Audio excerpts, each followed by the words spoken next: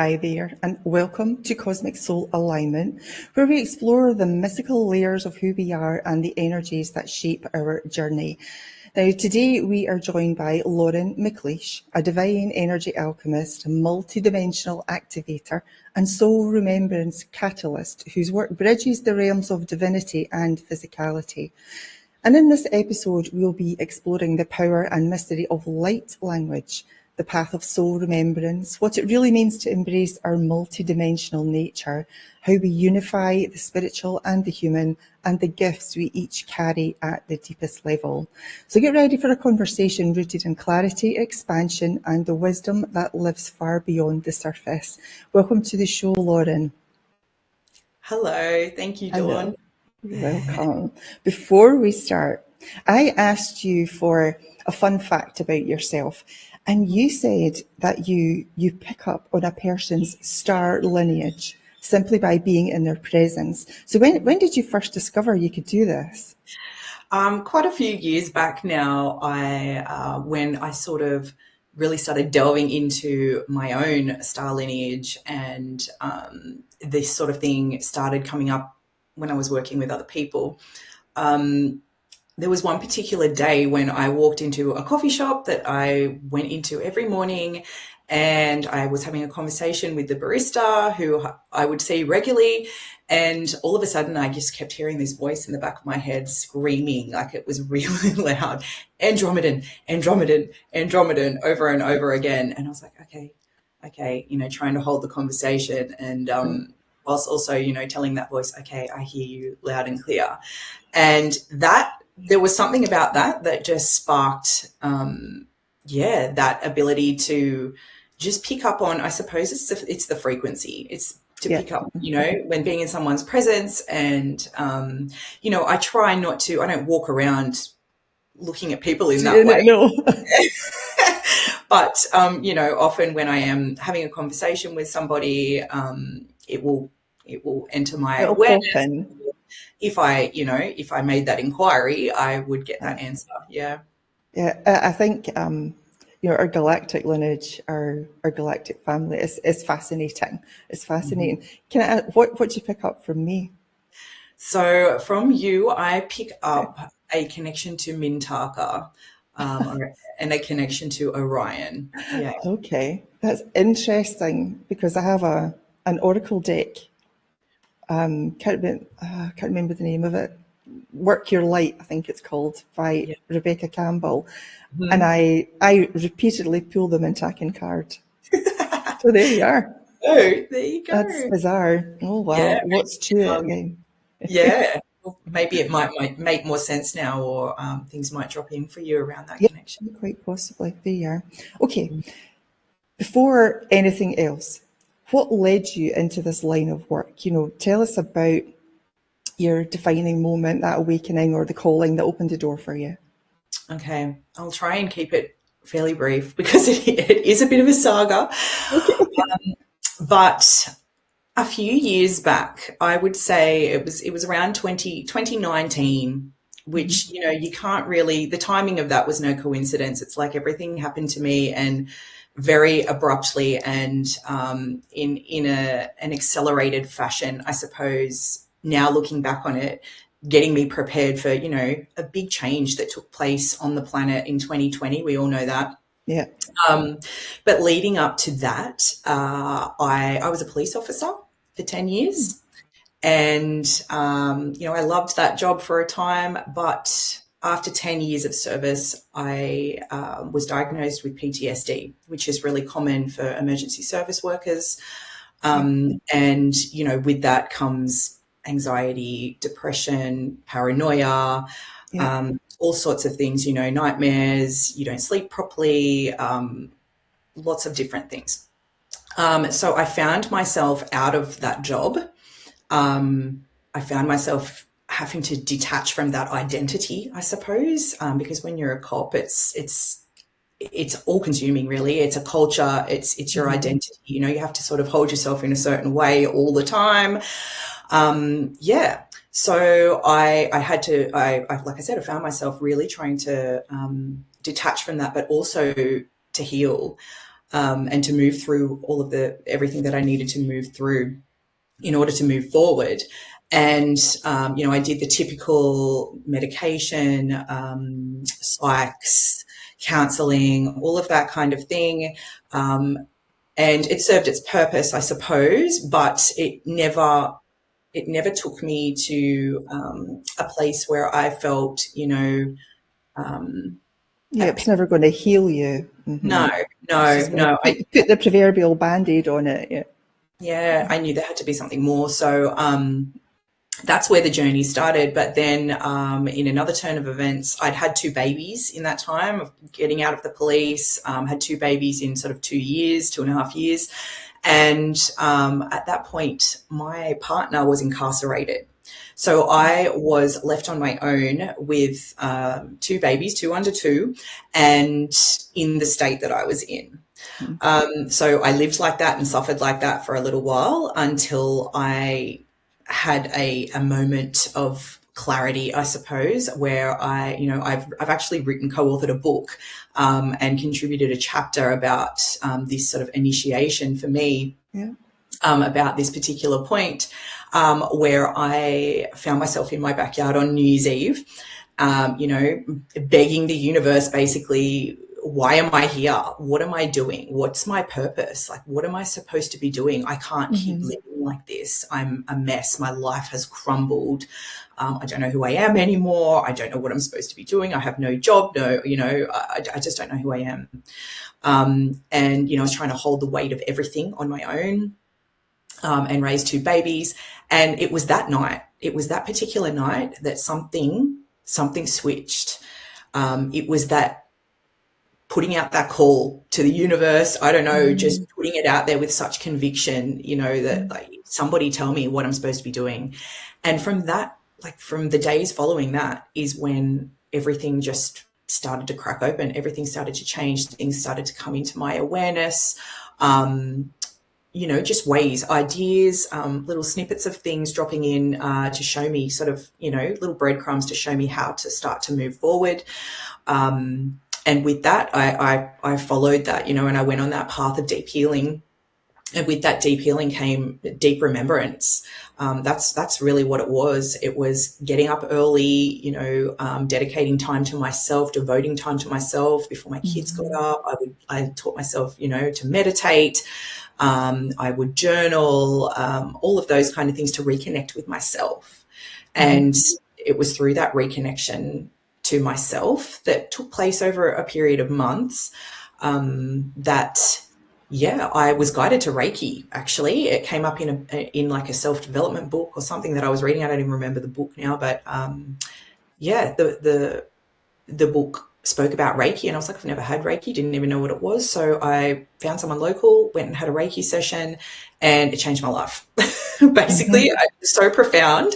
The woman that did it for me is still a friend of mine. She's one of my Reiki masters. She was a mentor for a long time. And it was experiencing that energy healing that really sparked something within me. And I was like, I need to learn how to do this myself. There's something about this. And that's sort of where my energy healing journey really took off, was from that. So I went on and did Reiki 1 and Reiki 2, and then I went to Holy Fire Master level. And that's the story. I think Reiki, I'm not surprised at all with what you said there, because I really firmly believe that Reiki is a catalyst for all healers. It happened to me as well. I went along and took a Reiki first degree. I didn't even know what it was. I just wanted to do something. So somebody told me, my neighbour's doing a first degree Reiki. And I was like, oh, okay, I'm in. I went along, didn't have a clue, didn't even research it or anything. And that, like you said, changed your life. It changed me as well. After that first day of attunements, these two attunements, that first day, I was a changed person. I just saw things so differently. So isn't it amazing? It is. And I always say the same. I refer to it as like the gate. It's like the gateway. It's the gateway to your gifts. It's the gateway to higher levels of consciousness. I wish everybody was attuned to Reiki. It's there's something about that being attuned to those life force energies that opens up everything. I mean, I always knew that I was psychic, if you like. Ever since I was a little girl, I would see and sense energies, but I was deeply terrified of it when I was little Mm-hmm. because I would try and voice it to my parents, but they didn't believe me. They dismissed me. Yeah, shut you down. It Mm-hmm. wasn't real. I'd be in there going like every night I was terrified of going to sleep because Mm-hmm. I could sense things in my bedroom around me. I could feel people sitting on my bed. I could yeah. And that was always there. And throughout my life, there was parts in my, teen years and stuff like that that I knew that those abilities were there and that I could feel the emotions of others. I could almost understand people without knowing too much about them. It never really made sense, but I knew that I could sense something beyond the physical. Yes. I think the fear of it just, And of course, you back then it wasn't something that was talked about, really. It's not something that was acknowledged, not at all. So, of know, course, you think, oh, there's something not quite right there, and try and, suppress it. I did exactly the same. But I yeah. want to go back a little bit when you had said that you ran out into your back garden, and you're on your knees and you're shouting at the universe, what's my purpose? What's my purpose? Would you have considered that moment the dark night of the soul, that on the precipice where the only way you can go is up? Absolutely. I think even a large time period leading up to that was a dark night of the soul. I was in such darkness for Yeah. it felt like so long. It was just one thing after another, in my life. Like everything crumbled. My life completely shattered. Yeah, so that was like you said, that was that like I spoke about the chapter that I wrote in a co-authored book. It was an initiation. It was stepping through the threshold, and that's what that book is titled, is Threshold Stories of Initiation. And so that's like that night was the stepping through, the moving through that threshold Yeah. finally. But absolutely dark On the night of way up. Yep, absolutely. And yeah, look at you now, absolutely thriving. Isn't that yeah. wonderful? And that's strange because most people look at these moments, these really dark moments, as a really horrible thing that they're a victim of. I think more of us now are understanding that that is the turning point in our lives. That is what has catapulted us into who we are now. Yeah. And they now look back on it and think, oh God, that was such an amazing opportunity. I'm really glad I went through that. Absolutely. Oh, I'm a firm believer in that. I mean, there's always a lot of healing that has to come with it, and you don't want to sort of stay connected to the darkness of those points of our journey or of our story. But I believe that's where our wisdom really comes from. It's the things that we move through that alchemizes into the wisdom that we carry. That's why I have such a deep, my work is so deeply rooted in soul remembrance, is because that was my journey. It was like it was soul remembrance. It was like I walked for so long, kind of not even acknowledging that my soul was even there. But then there was that point that I crossed over that threshold, and there was a reconnection made, and the remembrance just it started from there, and it still continues now, obviously. But yeah. Okay, amazing. Let's talk about light language then, because I know it's your favourite subject. I wonder why that is. Firstly, just for someone that's hearing about light language for the first time, because not everybody knows about it or has heard of it, how would you explain what it is and what it does? Okay, light language, my great love. Light language is the language of the soul, is what the way I like to refer to it. And everybody, has a kind of a little bit of a different spin on how they would describe it, but essentially it's the language of the soul. It's language that is coded, if you like, coded with light. It is not understood by the human mind. It's received by the soul and understood by the soul. it bypasses the logical human mind. So when you hear somebody channeling or speaking light language, it's very like it's highly likely that you're not going to understand what they're saying, and that it just sounds like a whole bunch of tones or words or sounds, that make no real sense. Some people will pick up on the energy or the frequency of what is being shared, but more generally you don't. Even I don't a lot of the time understand or like word for word what I'm channeling.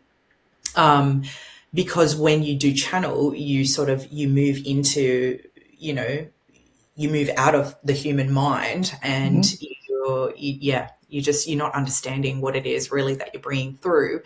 It's deeply felt. So you will, a lot of the times notice if you listen to someone speaking, channeling light language, you will feel it in your body. It can sometimes really bring on emotions that you're not expecting. I know I was getting my website created, like when I first started my business, my old website created, and the lady that was doing it for me, she listened to an activation that was going to be on my website. She'd never heard light language before, and she said to me, "Oh my God, what was that?" I started bawling my eyes out, and she said, "I didn't know why, but it's just because it's felt." Yeah, it's felt. And it helps release. And it's not egotistical, is it? You're talking about it bypasses the logical mind, so there's no ego involved at all. It's purely from the divine. Absolutely. Yeah. Yeah. And you feel that. You feel it when you channel it, and you feel it when you receive it. It's absolutely beautiful. It really is. Tell us about your first experience with light language when you realised you were talking it. What happened? So I was exposed to light language as a child, just in a different way that I view it now. So my mum is very religious, and she used to speak in tongues. Like, that's the way she refers to it, in the religious sense. So I grew up with her, like seeing that with her and my aunties, and my mum would pray over me and stuff if I was sick or that kind of thing. She just used to call it prayer, So I was always exposed to it, and I was always intrigued by it. I loved it. I didn't really know what it was, but I loved it when she did it, So I felt a connection to it later on, but I didn't feel a connection to the religious side of things. So I never really, did anything with it. But later on in my teen years, and into my early 20s, I started sort of rediscovering it again, but as light language, rather than, speaking in tongues or having a religious connection. And it started sort of sparking something in me again. And I was like, I want to do this. I know that I can speak this language, or I know that there's something that I feel very deeply connected to here. And it took years, and it wasn't until I started practicing Reiki on people, as we spoke about before, that really opens up all your gifts and everything. It was very spontaneous. I was doing a session for a friend one day. This was in my very early days. I didn't charge people. I didn't have a business or anything. I was just in that practice mode for about 2 years before I started a business. But it was just spontaneously in a session. It just started coming out of my mouth. And because I knew what it was and already had a love for light language and would listen to it and had this deep curiosity and knew that someday I was going to do it, I knew what it was. So I didn't go through what a lot of people go through. I didn't question it. I didn't not trust it. I knew what it was, and I was just so excited that it had arrived, that it had been activated. I'd waited so many years for it to. And it excited you, right? So you just knew it was right. I just knew, I knew what it was. So there's a few different types. People express light language in different ways. It's not always spoken. It can be, excuse me, hand gestures, so as well, or it can also be written. A lot of people draw and write light codes. It first started as a vocal for me, and as time sort of progressed, my hands started moving. I remember I was driving along in the car one day. It was some time after that, like I'm going to say more than 12 months after that. I'm driving along in the car, and all of a sudden my hands just started moving out of nowhere. Yeah, and same with the written. I do the written codes as well. Not so often, but whenever I feel the need. But yeah, after that first initial activation, when it first moved through me and through my voice, in the 2 days following that, I had a sort of bizarre experience where I would go to bed at night and I would see different light codes floating around me and floating out of my hands. So almost like it was always when I was in bed. When I first went to sleep and when I would first start waking up in the morning, I would see it and feel it moving through me. And they were in gold, these little gold light codes. And that's where my business name comes from, Lauren's Codes of Gold. Yeah. So it was, that was, like I said, a couple of days. I think that was just sort of a calibration process. And yeah, it flowed from there. As I practiced more and more and more with it, I began to sort of realize that I could connect to certain frequencies. I began to have a little bit of an understanding of what I was channeling through, the frequency of what it was that I was channeling through, or the energy around it. I learned that, you can use it in so many different ways. You just have to you can be very intentional with light language. You can set a clear intention and then channel for that, whether it's healing something in your body or something emotional. Yeah. I've been sitting down and trying to bring the channeling through some of the light language, and what comes to me is sounds, but also some little notes, singing notes that come through. And if anybody knows me, I could empty a bar at the end of the night. But these are little gentle notes in there. I just find it's really lovely, comforting. Do you ever sing a little bit when you're channeling? It can absolutely come through in song. Yeah. For me, it's not so often, but definitely it has been before, and a lot of people do. I feel like a lot of people through song bring through light language, even through dancing. I watch some people just, doing like fluid movement and stuff. And that, to me, I'm like, that's their light language. They're bringing through frequency through that. So absolutely. And if you are playing around with, activating your light language, that's one way to really do it, is to just to sit and open yourself up and really let the tones come through. Even if it's the same tone over and over and over again, it's like building a sense of trust and really opening up your channel, because it can be quite bizarre. A lot of people have experiences where they don't know what it is, or they don't trust it. They think they're making it up. But if you just relax into it and let it move through you, just allow it to come. Yeah. Yeah, you get some squeaks as well, which is very, very interesting. But hey. Yeah, it's sound frequency. So, I mean, you should, I all sorts of languages channel through me. Like, it's never always the same. It depends on the person that I'm, channeling for. Sometimes it's very galactic. Like, it sounds literally like alien sounds. So squeaks is there's nothing weird about it. It can be anything and everything. But, I think it's important to also note, which I haven't said, is that it can't be taught. So light language is not something that's taught. It's something that's remembered. Yes. It's a remembrance. It's in your soul. Activation. Yeah. Yeah. So there's no, oh yes, we can teach these tones and these things mean this, or it doesn't work like that. Yeah. Okay. Yeah. Got it. Over time then, has your light language evolved any, have you got new tones or new rhythms that are coming in, maybe even different transmissions as you're expanding yourself? Are you finding that they're changing and evolving?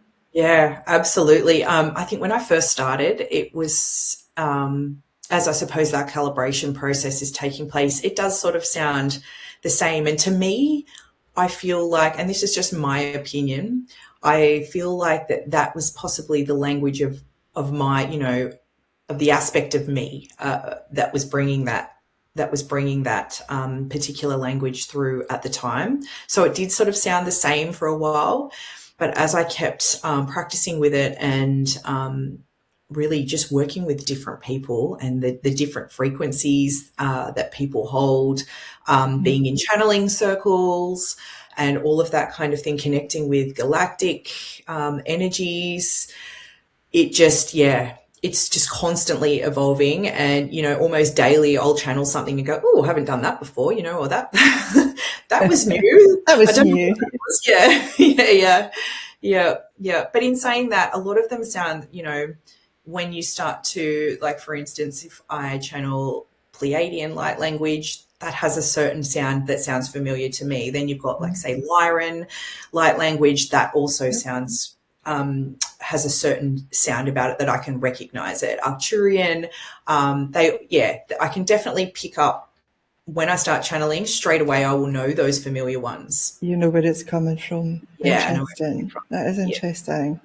How do you use it in your own life? I mean, do you use it for if you need clarity for something, or if you want to connect with something, or to get yourself in alignment? How do you use it? I use it for all of the above.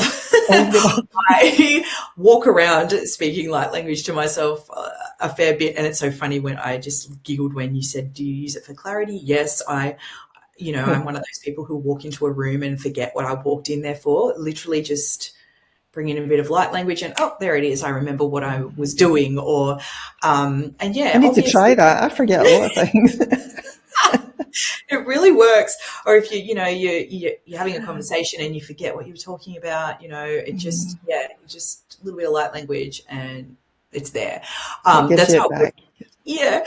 I use it a lot when I'm, in the shower, that kind of thing, just to center myself, to bring myself some frequencies that I might be needing. Or like I said, you can use it really intentionally, if I've got something going on in my life that I need peace around or that I need clarity around, I'll set an intention and channel. Yeah.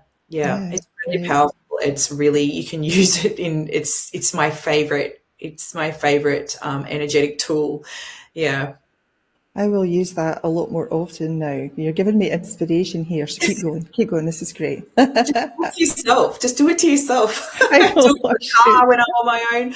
My kids, it's like, who's listening? Yeah.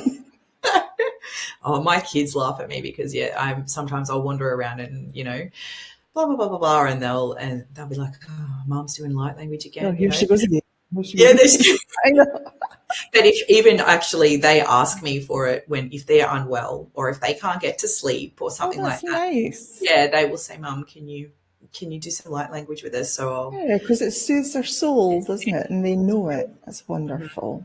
Yeah. Oh, yeah, that's great. What a blessing. All right.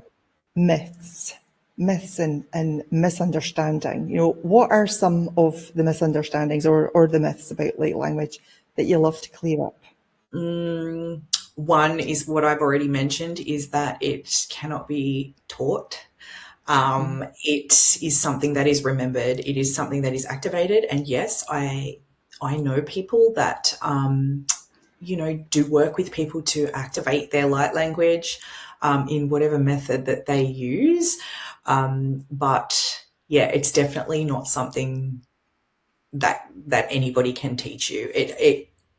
It comes from within. It comes from your soul.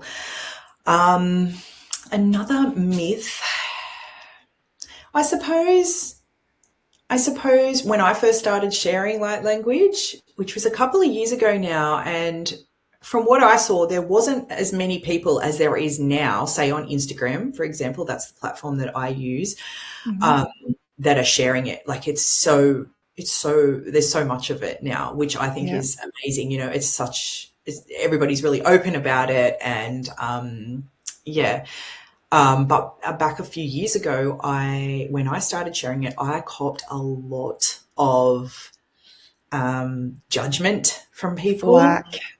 The people that didn't understand what it was and said that I was just channeling, nothing. I was making it up. Yeah, that it made no sense, and they really sort of ridiculed me. Yeah, so I suppose that's, and I still see it every now and then, not towards me. I don't know, done enough inner work to repel that, if you Yeah. like, repel those kind of people from coming into my field. And I think it was part of my initiation process. I suppose it was a really big thing Yeah. to get online and It share gives you that. another awareness, doesn't it? Because Yeah, now you understand that those that don't understand attack. yeah, Yeah, yeah. So because they don't know anything about it, so they think it's nonsense. Yeah, and I think we've all had yeah, yeah, backlash, if you like, that. But good yeah. for you for keeping going. And I have been noticing that these type of accounts are coming into my feed, which is Yes, which is nice. Just recently, so I'm taking this as a wee sign just to keep going with it. definitely. Yeah. Would you do an activation for us? Sure. Yeah, I would love to. Okay. Okay, so just before I start, I always like to preface that I honor everybody's sovereignty, and this can be activating, like quite activating. So if you are listening and you are not comfortable with receiving this activation, then you might want to turn the volume down, or I never want to blast anybody with anything that they don't want to receive. So the word that is coming into my awareness of what I'm picking up on that wants to come through and be shared for the collective is reverence. So I feel like it's the frequency of reverence that wants to be shared in this space right now. Mboshtata karahi alokoto kora harahia lahunda karahi ashtokolo kuma tiatoto koro koro koro umara hia nakoto kora lahushna na yakoto koro kora harahia natokolo ma niato kora borra stokuma kraihi atulu kututututu naharayala mora yando koto koto koto koto koro hushtatatata karahia. It's reverence for yourself, reverence for your body, reverence for your journey. Ndahako kokoro hushtata hialo kotukoro hushna nianolo kotukutura hianana. Nahakarahi. Nahura harai antukokoro hushtutukoro huru hushalara I antata. And it feels like it's just speaking straight to the heart. Nihatukora. Nalo kutotuish niana na kutukutu uro ushtatata I atukuro uro. Halakutukura nahi. Nahi anunu ulu mbakarahi anta. Takushta ni anda nalukuru ushna ni anukutukoi. That was beautiful. And I was goosebumps all over. And my logical mind is saying, this doesn't make sense. But my body's saying, yes, it does. Yes, it does. Even though I don't know what was said, the Yeah. body likes it. Isn't that amazing? Yeah. Yeah. I mean, I don't even really know what was being said either, because like I said, it's frequency, it's felt. I did feel a connection to like inner earth. I went to Mount Shasta last year, and I was part of a channel panel there, and we did a lot of work with the Lemurians, which are very much connected to Mount Shasta, and inner earth, and the ascended masters, the Great White Brotherhood. That's what that felt like. There was a real connection to that. It was coming from deep down, sort of, inner earth. A kind of a masculine energy, I suppose, a really supportive sort of masculine energy coming through. It would have been incredible. Yeah. Thank you, Lauren. That was lovely. Okay, so sorry about that. We had a little bit of an issue there. My electricity went completely off. So we've had to abandon that and come back at another time. So apologies for that. But Lauren, that's not going to stop us. I was about to ask you about soul remembrance, you know. So I want to ask about how soul remembrance actually serves your expansion. Okay, yeah. For me, all of the work that I do is deeply rooted in soul remembrance. Soul remembrance, it feels like that's just the foundations of what I do, and even of my personal journey, I suppose.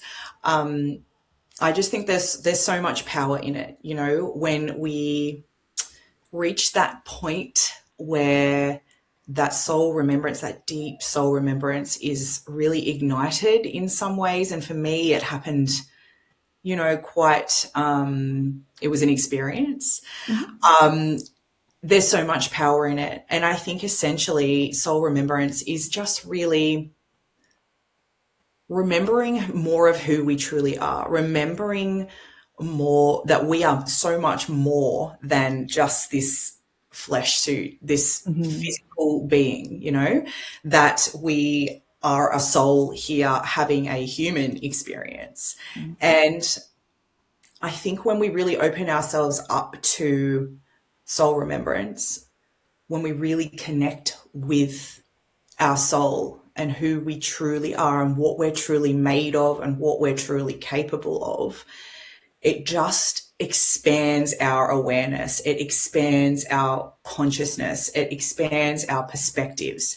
It just expands us in so many ways. It's like the blinkers come off and you just see things differently. You see yourself differently. You see reality differently. You see yourself as the divine being that you really are. And you see the world around you, you know, in a different way, and how you move through the world and how you interact with the world. You see yourself as connected to oneness, to all that is, to God, source, however you want to put it, the universe. And I just, it's like when I hear the word soul remembrance, I see that. It's like you know, I think of myself and my own journey before I stepped into soul remembrance or went through an experience that really ignited that for me. It felt like I was just almost walking through a tunnel. When I look back at that time now, which was my life up until my early 30s, really, you just think this is it. I'm Lauren. This is me. I'm walking through life. This is what I do. You know, I get up, I go to work, I do my job, I look after my kids, I do whatever I do on the weekends, or, you know, and it's like walking with tunnel vision and not even recognizing what, you know, that our soul is actually there and that we can connect with our soul and our soul speaks to us and our soul guides us, you know. And for me, there was a particular experience that kind of blew everything open for me. So when I went through what I would call, you know, sort of an awakening, if you like, in 2019, which we've already touched on earlier, I was guided to open up YouTube one morning when I just put the question out there, you know, what am I here for? What do I need to see today? Like, what do I need to know right now? I opened up YouTube and saw you are a Pleiadian starseed.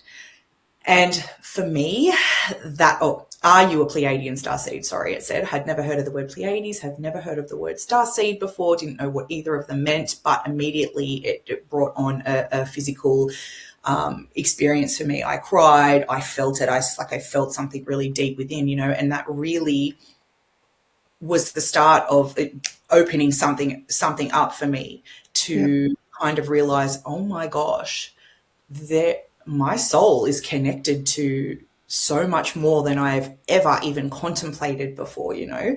And it just sort of rolled from there, you know. Once your eyes open and you have that remembrance is activated or ignited, there's no going back. It just keeps going, doesn't it? Once your awareness Absolutely.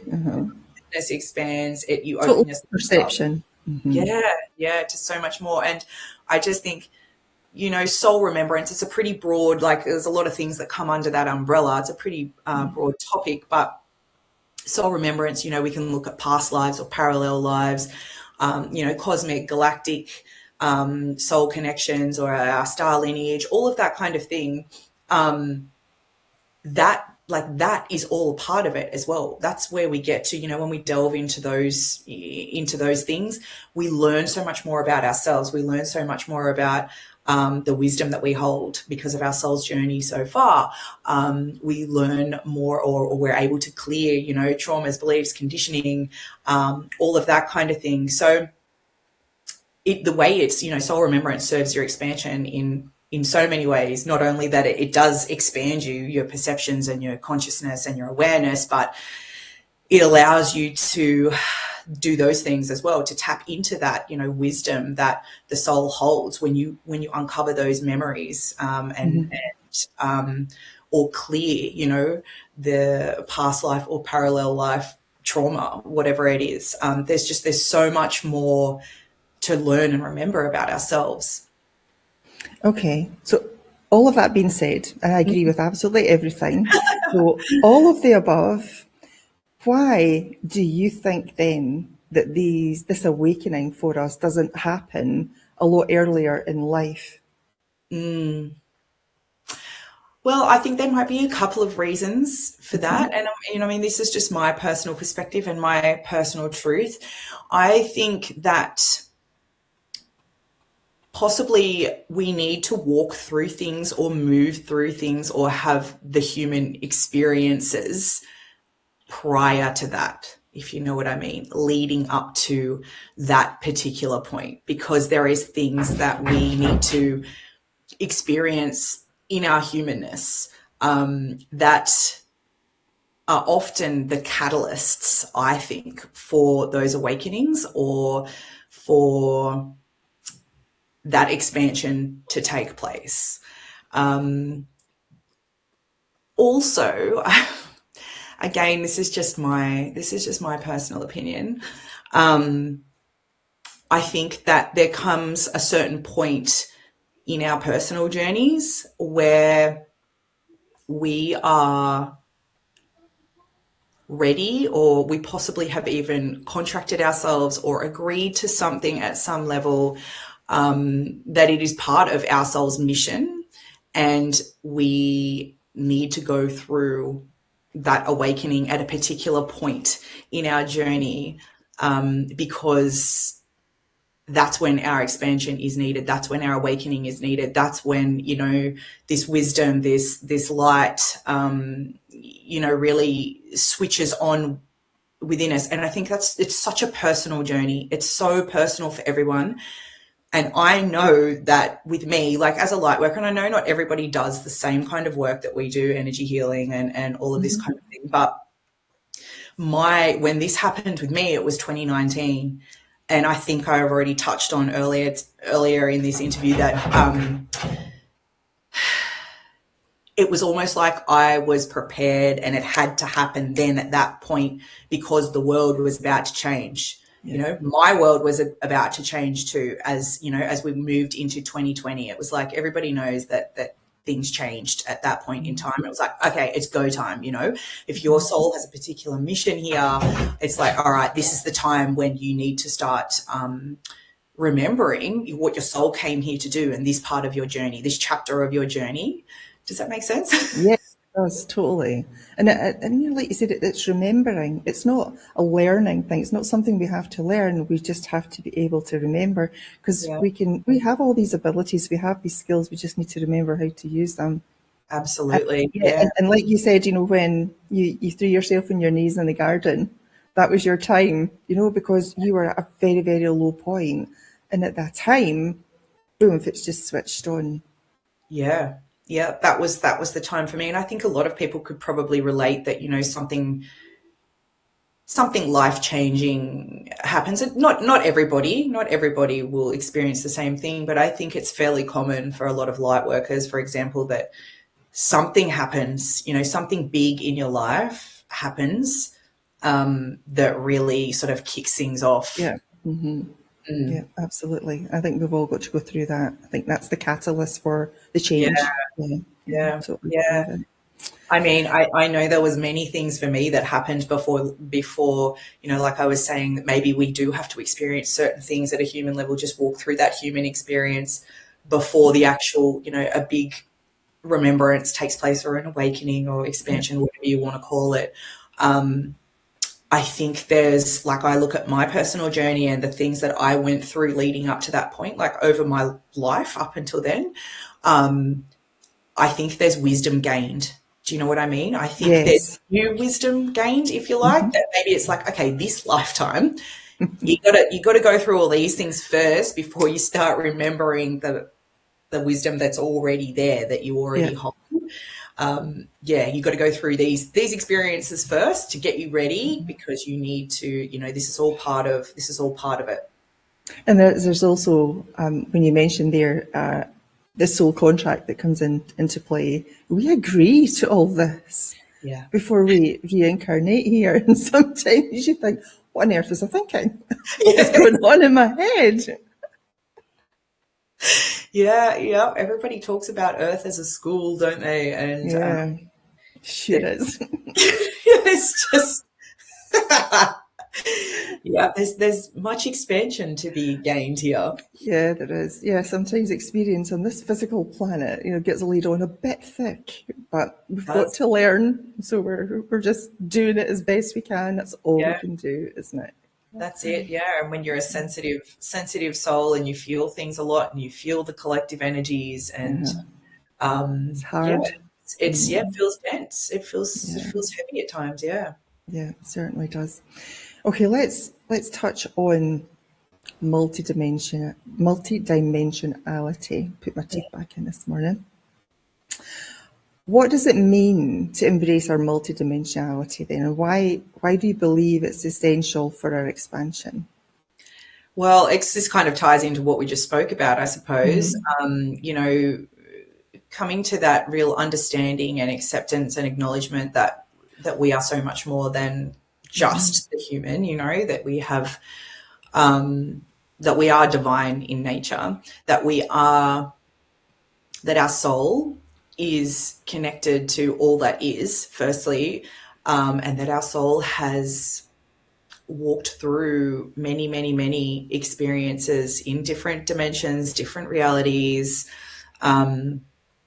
different star systems, if you like. There's so much power in that, because when you stop and think about it, and you think, okay, my soul holds so much wisdom. It's not just this incarnation. It's not just Lauren here now and what I've learned in this lifetime. That's not the only wisdom that I carry. My soul, it comes from, it's been here, there, and everywhere. Yeah. And we don't know, like, how many eons old our souls are. Are there? It just, the human mind can't even Yeah, it can't grasp. comprehend it. Yeah. Hmm. Yeah, yeah. And I just think there is so much power in embracing your multidimensionality in everyday life. Um, there are parts of us that carry the wisdom, that are ready and able to deal with situations, to make decisions, to do the speech, to give the Yeah. talk, to give advice to somebody, to have the hard conversation, to do the job interview. Do you know what I mean? To talk to the Yeah. child from a certain place. And I find myself doing it often, and I even did it before this interview, and I do it before every client session. I tune into my multidimensional nature and I call forward the highest available aspect of myself to provide the answers that you ask me. Or, before I do a client session, call forward the highest available aspect of myself to facilitate this session for this client. Or, yeah, it's so powerful, not just in a spiritual sense, but in a human sense as well. And do you think then that, because I mean, there's all these different aspects of our soul on all these different lifetimes over all these dimensions, do you think then that our dreams could be a sneak peek at and remembrance of any of those lifetimes? Absolutely. I mean, a lot of Yeah. people, that's the way they see, like the seers. That's how a lot of things started for me personally too, Yeah. with what I was seeing in my dreams before I actually made sense of, oh, okay, yeah, there's something in that. I think when we go to sleep and we're dreaming, we are visiting different Yes. timelines. I think it's heavily connected to timelines. We're experiencing other timelines that maybe we're not actually going to play out here in our physical awareness.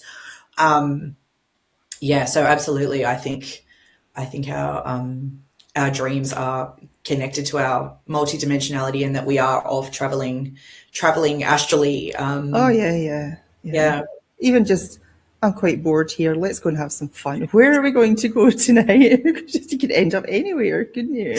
that's it. Yeah, yeah, Yeah. And my dreams are off the charts, absolutely yeah. off the charts. They're just crazy. So I just wanted to wanted your take on that. So that's good. Okay. Last question.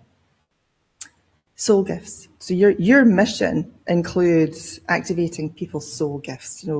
What do you wish that everyone understood about their innate abilities, and how can they begin embodying them more deeply? Well, firstly, I wish that everybody everybody realized and acknowledged and embraced the fact that we all have soul gifts. We all do.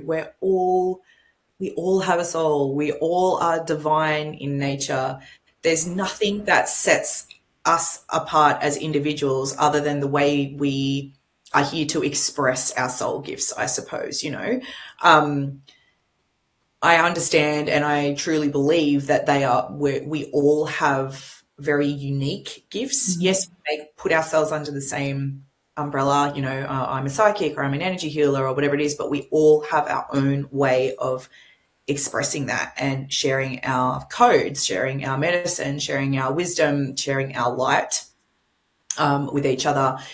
And I just think, if you're intentional about it, if you have the mindset of, I want to work with my soul gifts, I want to know what they are, then they come into your awareness. Yeah. Obviously, doing the energy work and a bit of self-exploration and soul exploration and all of that comes with it, as you would know. And that's part of the work that Yep. I do, is when you're uncovering and looking at, say, past lives or cosmic lifetimes or that kind of thing, that's what activates, like, and awakens that wisdom within. And it's like you remember, so something switches on Yeah. and you remember. What is it they say? Ask and ye shall receive. Yes. That's how mine Yes. kicked off very early in my childhood. I asked questions and I got the answers. It might have Yes. terrified me, but I got the answers. Lauren, great conversation. We're all out of time. So Thank you, Jen. thank you, thanks so much, for sharing your gifts and your insight with us today. And thank you to everyone who joined us. Cosmic Soul Alignment exists to spark remembrance and expand awareness and reconnect us with the truth of who we really are. So stay curious, stay open, and keep aligning with the wisdom of your soul. So take care, and I'll see you next week. Thank you so much, Lauren. You take care. Thank you, Dawn. Thank you. Thank you. Bye.